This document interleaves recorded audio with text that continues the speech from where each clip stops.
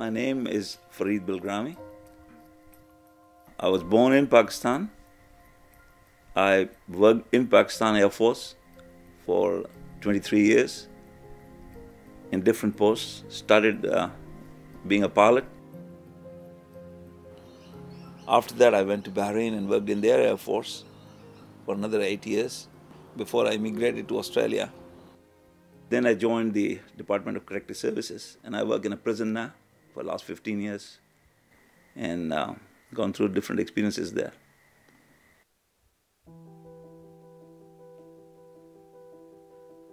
I grew up in Pakistan in a city called Karachi, which is one of the biggest cities in the world actually. My dad was also in Pakistan Air Force. He worked in Pakistan Air Force from 1948 to 1970 when he took a premature retirement at the rank of Wing Commander. And I joined the Air Force in the same year. This is a really old album. Some of it is falling apart actually. My dad made it right from the time I was born. That's my mom there with me. Initially, first 8 years, I stayed with my grandmother, my mom's mom. That's my grandmother. After 8 years, my mom decided to bring me home, and I stayed with them for about 4 years. After 4 years, I joined boarding school, PF, Public School Surgoda. PF was Pakistan Air Force. Boarding school life teaches you a lot. You have to sacrifice a lot. You sacrifice home life, you miss home. You miss people who died during that time, your relatives. When you come back, you find that they're gone. So you miss out on that, but at the same time, you learn to be independent in an environment where you're going to survive. And I think I learned more in life from my public school experience than I did anywhere else. I was selected, actually, we had tough competition. There thousands of people appear, but only 50 or 60 of them are selected eventually to join the Pakistan GDP branch, which is the General Duties Pilots branch. The training of Air Force was very strict. It was like 2.5 years of training, basically. But then during our training, there was war. Pakistan and India went to war in 1971. Then we were doing duties during the war. Mostly guard duties, but if we had graduated, we had to do flying duties and all that. 24 hours we were doing those duties, fully armed and everything. This is the picture of one of my friends, closest friend, who actually died in a mid-air collision.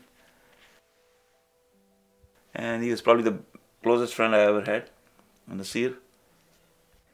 Well, I took a voluntary retirement because I wanted to get out and do something else after 23 years.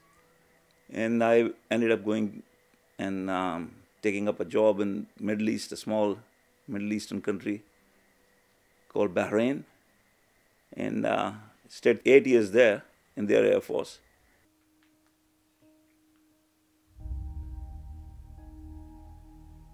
Now, that's the time I got interested in a girl, and naturally we ended up getting engaged and then married, and that was in 1972. We weren't supposed to have any relationship. We were just family friends, whom I hardly saw because he was studying in a Air Force school in a boarding. In 1974, when I was posted again in Masroor, and I stayed there for a year and a half, I had a motorbike, go and visit her and come back. Each afternoon, when he was sleeping, I used to take his bike out, roll it out away from the gate, and then ride the bike. Because that was a big no-no thing. A woman, a girl cannot ride a bike. I was scared about her too, because it's a small town. They were all bush around everything. Because I really wanted to ride a bike. Then one day I come out and I'm just entering the house and he's standing there and clapping.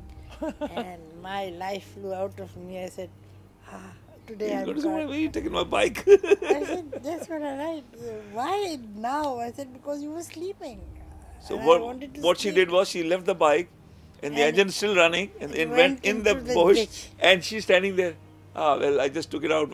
I said, the bike has gone down. Scared. I was so embarrassed, I stayed in the air traffic control branch for most of my life there. And during that time, I also did, like I said, fire courses and different courses associated with Air Force and training. And I was also instructor there. And in the end, before I actually left the job, I was at the rank of a wing commander. I was also commanding a school, which was meant for training the students there. So that was the last posting I had before I actually retired from the Air Force.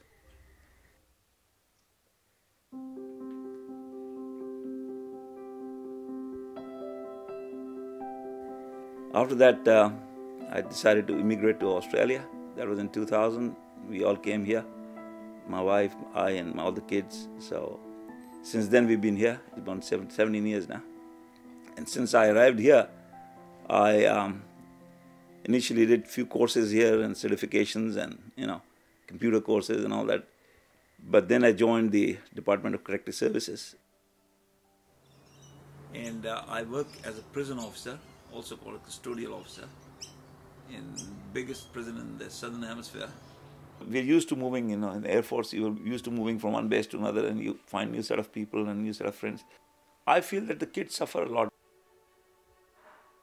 Because unlike in Australia, you move from one place to another, the language, the culture, the customs don't change that much. But in Pakistan, you go from up north to down south, the language changes, the culture changes. There are a lot of things that change. So the kids have to adjust to that.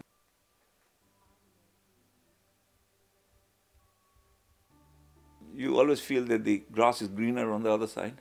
And you think, I'm in the Air Force and I'm having a very tough time and I'm going through all this. The life is very strict, regimented. You go in the morning, get haircuts, you get, everything done. And in the civilians, you see people enjoying themselves free, get up in their own times, go to work, do whatever. They earn more too. So that's the idea behind it. But, And I wanted my kids to have a better future. So I thought that I should be able to go to a country where I can raise my children and my grandchildren in future. That's why I applied to come here. New country, new environment, I'll start from the scratch, which I sure did. Life now is very good. I'm very glad. I'm having a great time. The kids, they grew up, they got married, they got their own kids. And I'm well settled. I'm doing my job. I'm still working full time. From an introvert, he became an extrovert now.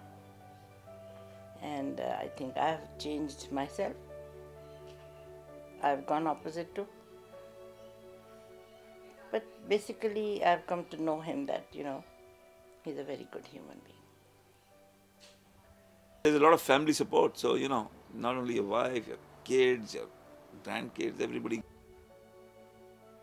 Hopefully, the rest of my life, whatever is left of it, I'm going to be happy here.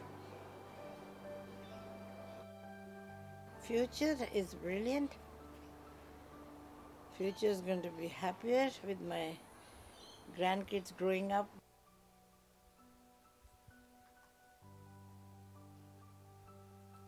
My home is in Sydney.